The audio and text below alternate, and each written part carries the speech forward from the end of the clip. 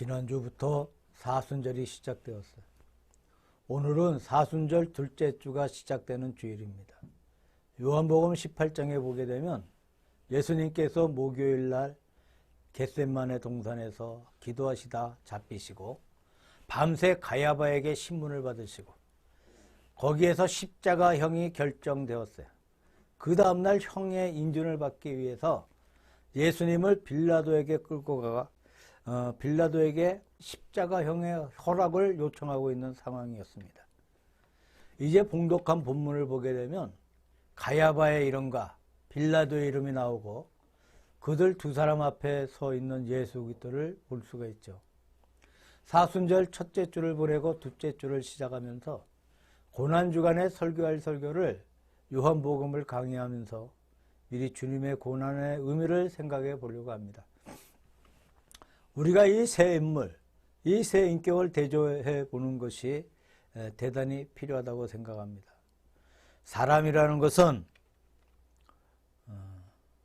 한 사람만 놓고 볼 때에는 그의 장단점을 잘 알지 못하지만 두 사람 또는 세 사람을 같이 비교해 볼 때에 그 사람의 장점은 장점대로, 단점은 단점대로 뚜렷하게 명백하게 잘잘못이 밝혀지는 것을 볼 수가 있습니다.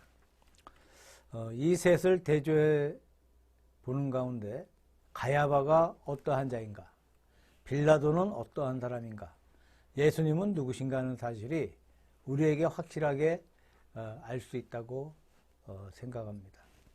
구약 창세기 14장에는 아브라함이 자기의 조카 롯이 붙들려 갔을 때 롯을 구원하기 위해서 자기 집에서 길렀던 수병을 데리고 돌라오멜과 그 동맹군을 격파하고 붙들려 있던 롯을 구출해오는 사건이 있습니다.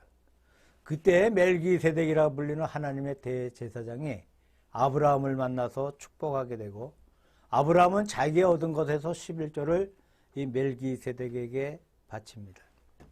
여기에서 11조 헌금의 기원도 볼 수가 있습니다.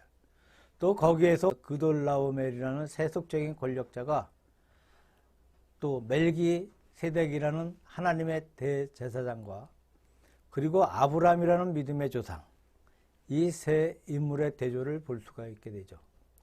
가야바는 그 당시에 유대 종교를 대표하는 인물이었습니다. 빌라도는 그 당시 로마의 정권, 포악한 로마의 세력을 대표하는 인물입니다. 예수 그리스도는 하나님의 아들로서 만민을 구원해 주시는 구세주였습니다. 요한계시록 12장과 13장에 보게 되면 거기에도 세 인격을 볼 수가 있는데 12장에 보게 되니까 한 여인이 아이를 잉태하게 되고 낳게 될 때에 용이 그 여인을 박해를 합니다.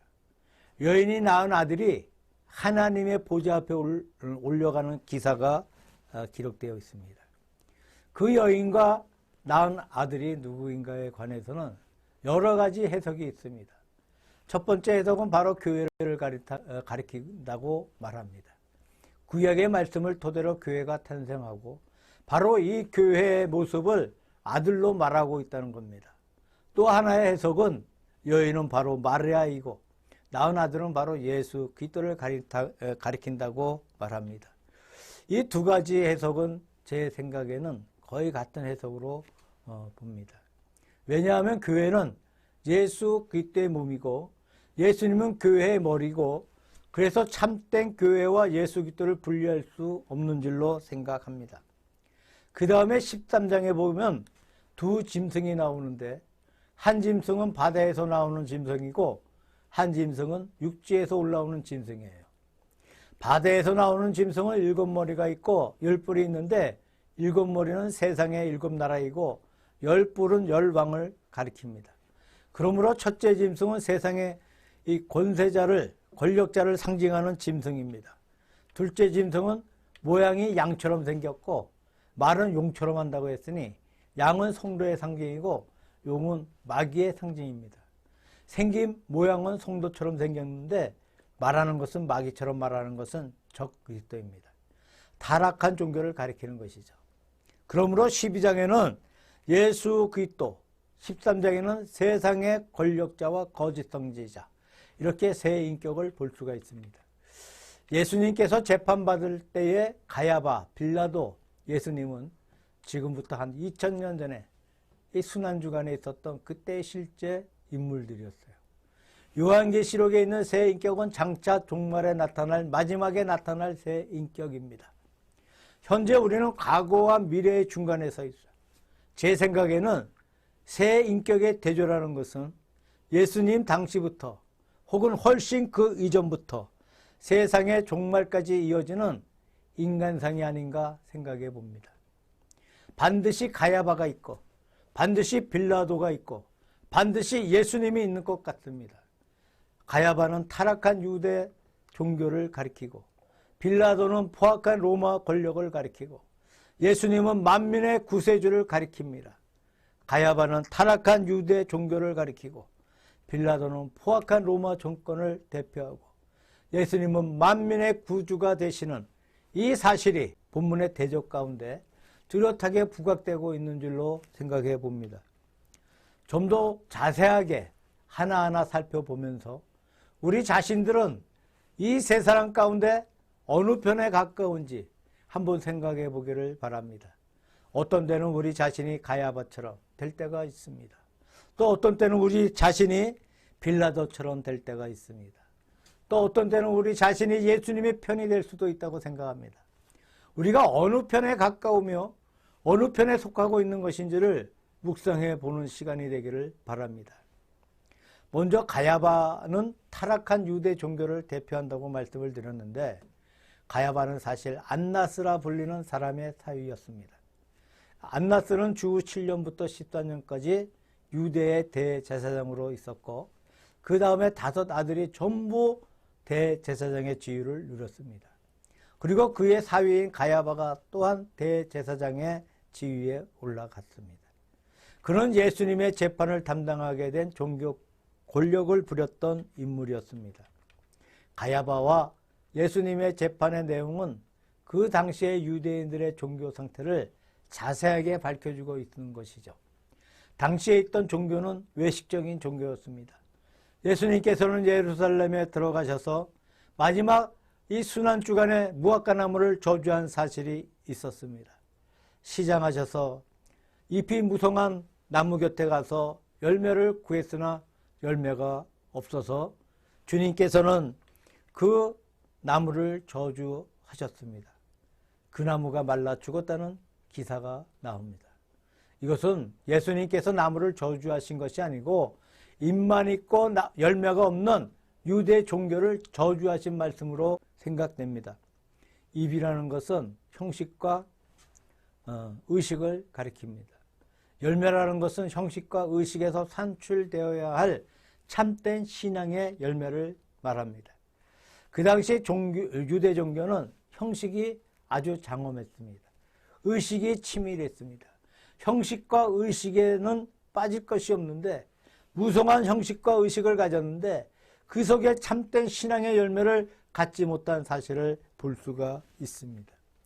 사실 유대의 종교가 처음부터 나빴던 것은 아니었습니다. 점점 타락해 갔던 사실을 볼 수가 있습니다. 제 생각에는 종교라는 것은 타락하기 쉽다고 생각합니다. 외식에 빠지기 쉬운 것이 아닌가 생각합니다.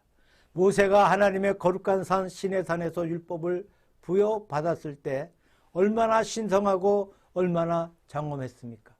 하나님은 무서운 번갯빛 속에 율법을 주셨고 모세가 산상에 올라가 하나님을 대면하고 내려왔을 때 그 얼굴에 빛이 발하여 감히 백성들이 그 얼굴을 쳐다보지 못하였다고 기록되어 있습니다.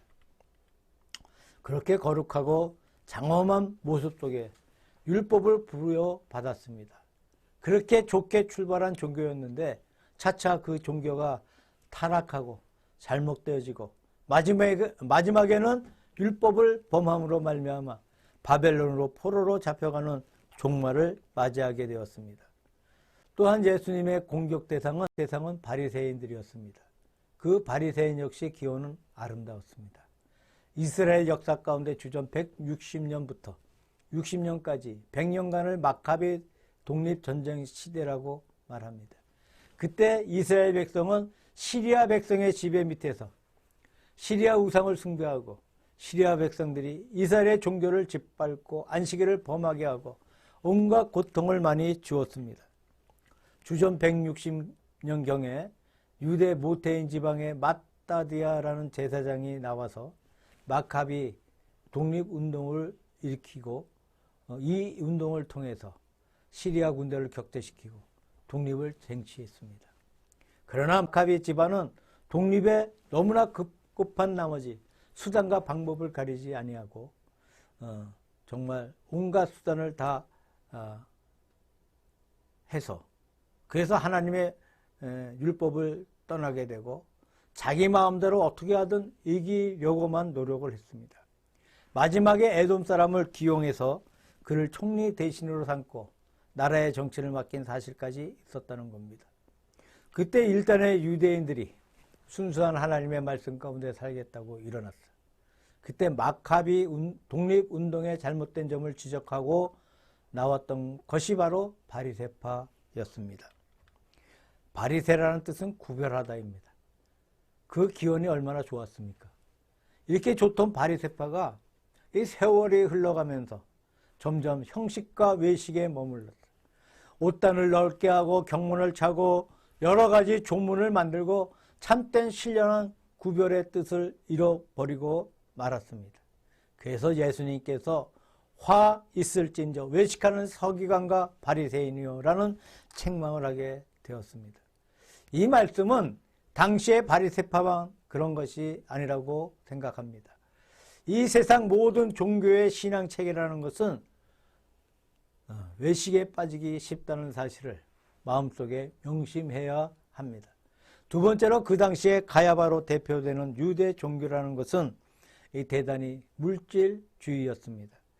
예를 들면 예루살렘 성전에 예수님께서 들어가셔서 노끈으로 채찍을 만드시고 거기에서 소 파는 자, 양 파는 자를 쫓아내시고 돈 바꾸는 자의 상을 들러 엎으시며 내 집은 만민의 기도하는 집인데 너희는 도둑의 구렬로 만들었도다 라고 책망하시는 말씀이 있습니다. 하나님 앞에 제사하는 거룩한 성회를 잊어버리고 양을 팔고 소 팔고 재물을 팔고 돈을 바꾸는 일에 급급해서 성의도 잊어버리고 제사도 잊어버리고 하나님의 성소인 것도 잊어버리고 오직 돈벌이에만 몰두하고 있었던 사실을 볼 수가 있죠. 그들은 물질을 가장 앞세웠습니다. 이것 역시 종교가 빠지기 쉬운 함정이 아닌가 생각해 봅니다. 세 번째로 가야바로 대표되는 유대 종교는 땅 위에 있는 권력을 좋아했어요. 가야바의 장인 안나스는 자기 자신이 대제사장이 되고 아들도 전부 다 제사장이 되고 사위까지도 대제사장이 되므로 그 집안의 권력을 독차지했어요. 구약에 있는 말씀 가운데 보게 되면 대제사장은 아론의 직계 자손으로 종신직이야. 한 사람이 일생 동안 이 직에 있다가 그가 죽으면 그 아들이 계승하는 법입니다. 그러므로 원칙적으로 대제사장은 한 사람밖에 없다는 거예요. 그런데 그 당시에 살아있는 대제사장이 얼마나 많았는지 몰라요. 사도행전 4장 6절에 보게 되니까 대제사장 가야바와 요한과 알렉산더 등의 이름이 나오는데 이렇게 많이 대제사장이 있었어요. 혹은 돈을 가지고 혹은 권력을 가지고 혹은 로마의 지시를 따라 숱한 대제사장들이 나와서 권력을 부렸습니다. 그 당시에 대제사장들은 사두개파였고 서기관들은 바리새파였어요. 바리새파는 외식에 빠졌지만 이 사두개파는 대제사장이 있는데 무신론에 빠졌다는 거예요. 부활도 없고 영도 없고 내세도 없고 그렇게 주장하면서 현세만 사랑했던 것입니다. 현세만 사랑하고 돈만 사랑하는 이것이 공공연한 유대 종교의 모습이었던 사실을 볼 수가 있는 것이죠. 이와 같이 가야바가 대표하는 유대의 종교라는 것은 외식주의였습니다. 그리고 물질주의였고 권력주의였습니다. 참된 종교와 참된 진리는 진리 그 자체로 말미암아 보존되지 어떤 인간적인 수단과 방법을 가지고 보존되는 것은 결코 아닌 줄로 생각합니다. 다시 말하면 진리 자체가 보존의 가치가 없다면 어떤 수단과 방법을 가지고도 보존하지 못하고 진리 자체가 가치가 있으면 그 어떤 방법으로도 막아내지 못한다고 생각합니다. 유명한 신학자 칼빈은 성경 해석의 원리로 성경을 가지고 성경을 해석하는 원리를 채택한 사실을 우리가 알고 있습니다. 성경은 성경을 가지고 해석해야 할 것이지 다른 어떤 것으로도 해석할 수 없다는 얘기입니다. 1947년에 사해 근처에 있는 쿰란이라고 불리는 동굴 속에서 유명한 사해 사본을 발견하게 됩니다. 어떤 목동이 야영을 치다가 산 위에 구멍이 하나 있어서 거기에 무엇이 있을까 궁금해서 돌을 던졌습니다. 돌이 구멍에 들어가자 도자기 용기 그릇에 돌이 맞는 소리가 들려왔어요. 그래서 목동이 동굴 속에 들어가 보니까 단지가 있는데 단지 속에 무엇인가 똘똘 말려 있습니다. 즉 두루마리 사본들입니다. 이것을 가지고 왔어요. 목동의 아버지가 보고 골통품종에 가서 팔려고 가져갔습니다. 주인이 보고 말하기를 한 푼의 가치도 없는데 당신이 가져왔으니 안면보와 밀가루 한 포를 주지. 당신 아니면 밀가루 한 포도 안 준다. 그렇게 해서 할 수 없이 밀가루 한 포를 받고 집으로 돌아갔습니다. 그래서 주인이 보관해 두었는데 어떤 고고학자가 왔어요.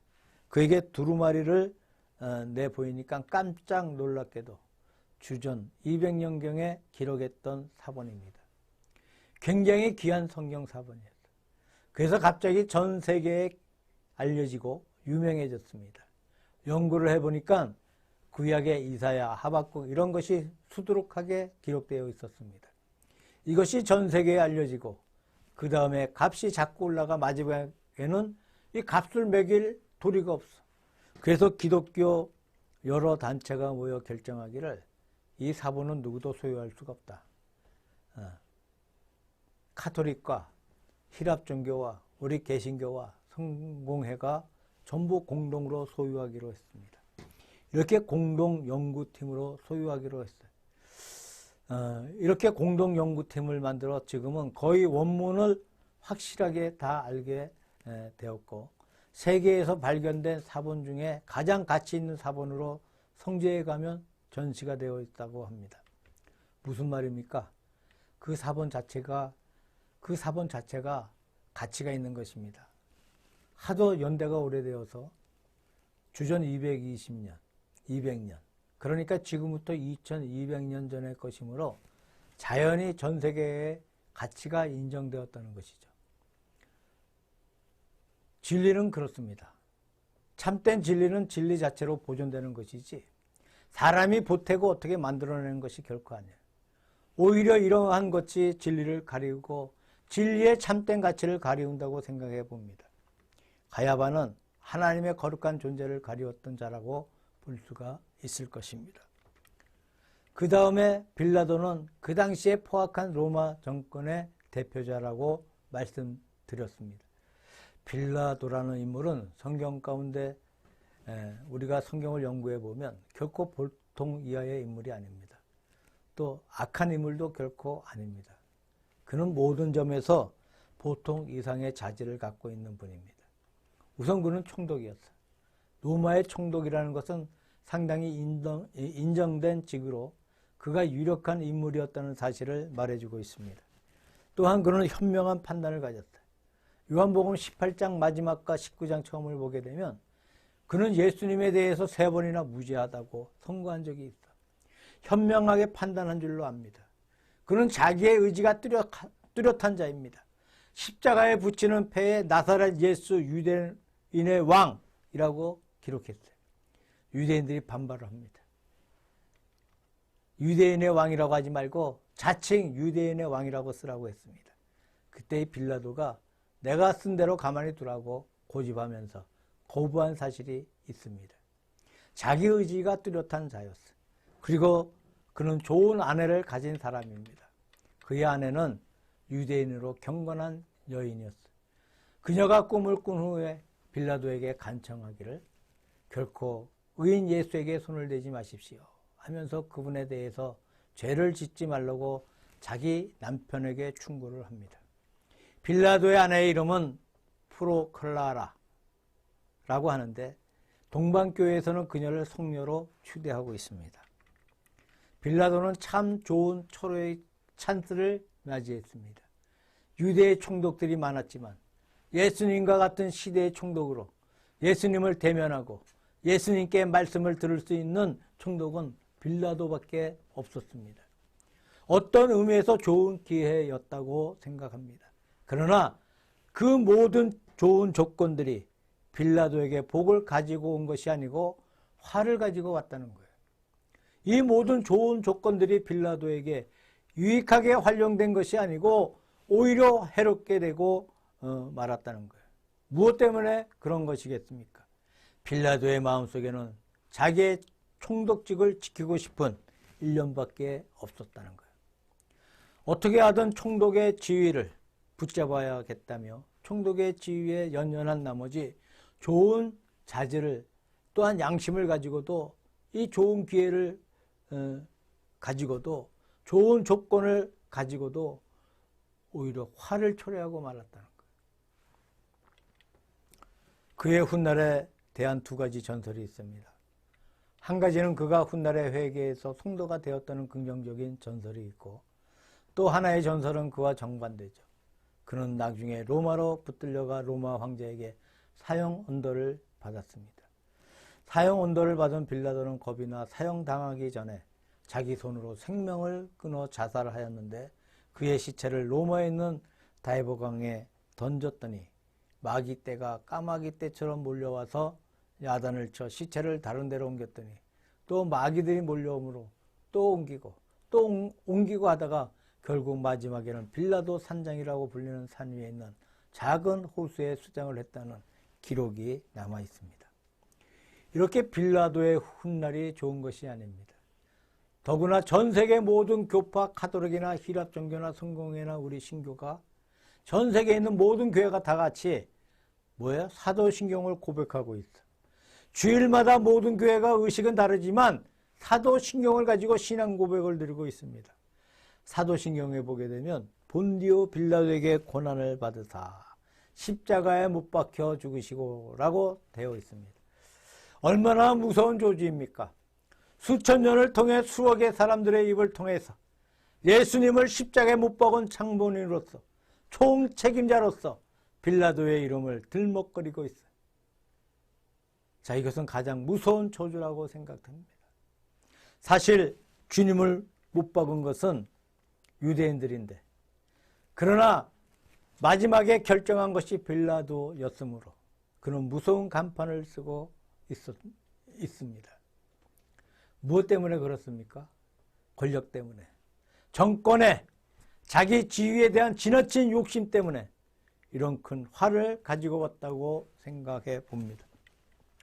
영국 격언에 너는 욕심을 제어하라. 그렇지 않으면 욕심이 너를 제어할 것이다 라는 말이 있습니다. 자, 사람이 욕심을 제어하지 못하면 마지막에 욕심의 종이 되어 욕심에게 제어를 받습니다. 스웨덴의 격언에 욕망은 맨 처음에는 거미줄처럼 가늘지만 마지막에는 밧줄처럼 너를 동여맨다는 말이 있어요. 아마 빌라도는 맨 처음에 그렇게 중요하게 느끼지 아니했을 것입니다. 골치 아픈 사건을 만나서 빌라도는 이것이 나와 무슨 관계가 있겠느냐 하면서 대야를 가져와 손을 씻고 나는 죄가 없다고 선포하고 예수님을 십자가에 내주었어요. 자, 손을 씻었다고 해서 죄가 없어진 것은 결코 아니었습니다. 처음에는 미미하게 느낀 사건이었는데 이것이 엄청난 사건이 되어서 역사적으로 전 세계적으로 빌라도가 큰 죄인이 되어 밧줄에 묶여있는 모습을 볼 수가 있죠. 참으로 욕심은 무서운 것입니다. 잘못된 욕심 때문에 양심을 잊어버리고 인격을 잊어버리고 의를 잊어버리고 오직 지위만 지키려고 할 때에 이런 화에 빠지게 되는 줄로 생각해 봅니다. 마지막으로 예수 그리스도의 거룩한 모습입니다. 그는 하나님의 아들, 만민의 구세주입니다. 마태는 그를 유대인의 왕으로 묘사했습니다. 마가는 종으로 묘사했습니다. 누가는 사람으로 묘사했다. 사도 요한은 처음부터 하나님의 아들로 묘사하고 있습니다. 요한계시록 1장에 보게 되면 예수 그리스도께서 나타나시는데 그 모습을 여러 가지로 묘사하고 있습니다. 그 발을 가리우는 긴 옷을 입고 가슴에 금띠를 띠고 머리에는 흰 양털 같고 눈은 불꽃 같고 그의 발은 빛나는 주석 같고 그의 음성은 맑은 물소리와 같다고 했습니다. 다양하게 예수 그리스도를 묘사하고 있어요. 아마 사복음서의 묘사나 요한계시록의 묘사나 제가 생각하기에는 참된 주님의 묘사에 10분의 1도, 100분의 1도, 1000분의 1도 미치지 못한다고 생각합니다. 예수님의 신성, 주님의 구주성은 무한하다고 생각해 봅니다. 우선 순환주간에 있었던 예수님에 관한 짧은 이야기 토막 속에서도 그의 신성이 역력합니다. 예수님의 구주성이 역력합니다. 예를 들면 겟세마네 동산에서 주님께서 잡혀가실 때 베드로가 칼을 뽑아 주님을 보호하기 위해서 말고의 길을 쳤다. 자, 얼마나 고맙고 얼마나 용감한 행동이겠습니까? 그냥 우리 보통 사람 같으면 베드로에게 고맙다고 할 수 있는 장면이었습니다.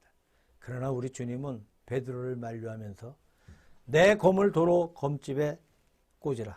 검을 가지는 자는 다 검으로 망하느니라고 하시며 말고의 길을 도로 붙여주신 사건이 기록되어 있습니다.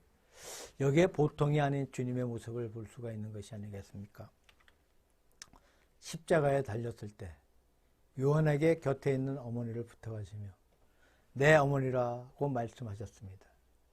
당신이 가신 후에 마리아가 요한에게 의탁해서 살도록 만들어 주셨어요. 다시 말하면 육적인 자기의 사명을 마지막까지 충실하게 지켰습니다. 곁에서 회개하는 강도에게 내가 오늘 나와 함께 낙원에 있으리라고 말씀하시면서 그를 구속하신 사건이 있습니다. 아버지여 저희를 사하여 주옵소서.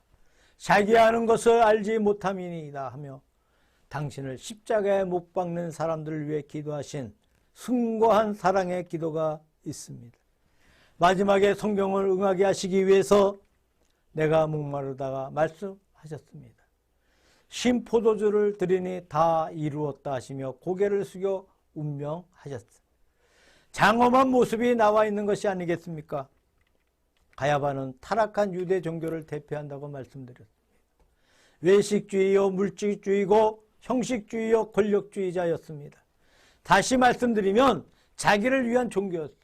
빌라도 역시 출중한 인물이었지만 자기의 욕망 때문에 결국은 패망했다고 말씀드린 바 있습니다. 이것도 자기 중심입니다. 가야바와 빌라도는 자기 중심적이고 자기를 위해 산 사람들입니다. 예수님은 남을 위해 사신 분입니다. 남을 구속하고 남을 위해 부탁하고 남을 걱정하는 거룩한 메시아의 모습을 볼 수가 있습니다. 그 결과는 어떻게 되었습니까? 가야바의 결과, 즉 이스라엘의 결과는 무엇입니까? 주 70년에 예루살렘 성이 함락당했을 때에 약 100만 명의 사람들이 죽거나 포로로 잡혀갔습니다. 참혹한 결과를 가져왔습니다. 이것이 가야바의 말로야. 타락한 유대 종교의 말로였다고 생각합니다. 그 다음에 빌라도의 결과, 그 로마의 결과는 무엇이었습니까? 로마는 그 후에 분열이 되고 내부적으로 타락하고 내부적으로 부패하여 멸망했습니다. 이것이 빌라도가 대표하는 로마 권력의 마지막 결과였습니다. 예수님은 어떻게 되었습니까? 그때는 십자가에 달려 돌아가셨지만 개신교는 지금도 전 세계에 가득 차 있어요. 세계 어느 지역이고 예수님께서 점령하지 않는 지역이 없습니다. 그뿐만 아닙니다. 보이지 않는 우리 모든 마음속에 예수님은 임재하여 우리를 지배하고 계십니다. 대승리자가 바로 예수 그리스도의 모습인 줄로 생각합니다. 가야바냐, 빌라도냐, 예수냐, 이 세 인격이 우리 앞에 언제나 있다는 사실을 기억해야 하겠습니다. 어느 목사님이 스코틀랜드에서 천막을 치고 점도 집회를 하게 되었는데 어떤 사람이 들어와 말하기를 나는 하나님을 믿지 않는다. 내세를 믿지 않는다. 성경을 믿지 아니한다. 왜냐하면 보이지 않기 때문이다. 안 보이는 어떻게 믿을 수 있는가 하며 반대의 고함을 쳤습니다. 마침 그 전도 집회에 맹인 한 사람이 참석을 하게 되었습니다. 그 맹인이 그 사람을 붙들고 말합니다. 여보시오, 내가 당신께 할 말이 있소이다. 내가 듣건대 바로 앞에 강이 있다고 하죠. 그 강에 나무가 서 있다고 하죠. 저 앞에 들판에 푸른 불이 있다고 했죠. 하늘에서 햇빛이 비춰주고 있다고 했습니다. 나는 그것들을 보지 못했습니다. 강도 보지 못하고 풀도 보지 못하고 해도 보지 못합니다. 그러나 저는 믿습니다. 나는 보지 못하지만 그것을 믿습니다. 당신이 보지 못한다는 것은 당신의 영의 눈이 나처럼 소경이기 때문에 그렇습니다. 당신이 보는 그 강을 나는 보지 못합니다. 눈이 어두워서 그렇습니다.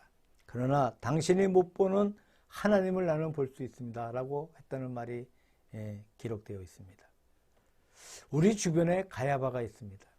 우리 주변에 빌라도가 있습니다. 우리 주변에 예수님이 계십니다. 내가 어느 편에 가까운가 하는 이 사실을 진지하게 생각해 보아야 되겠습니다. 가야바의 길은 패망입니다. 빌라도의 길도 패망입니다.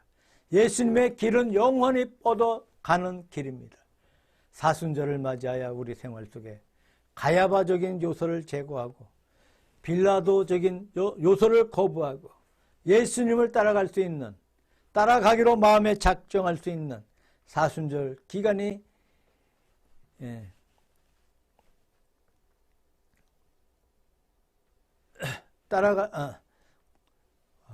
이러냐? 사순절을 맞이하여 우리 생활 속에 가야바적인 요소를 제어하고 빌라도적인 요소를 거부하고 예수님을 따라갈 수 있는, 따라가기로 마음에 작정할 수 있는 사순절 기간이 되기를 우리 주 예수 그리스도의 이름으로 축원합니다.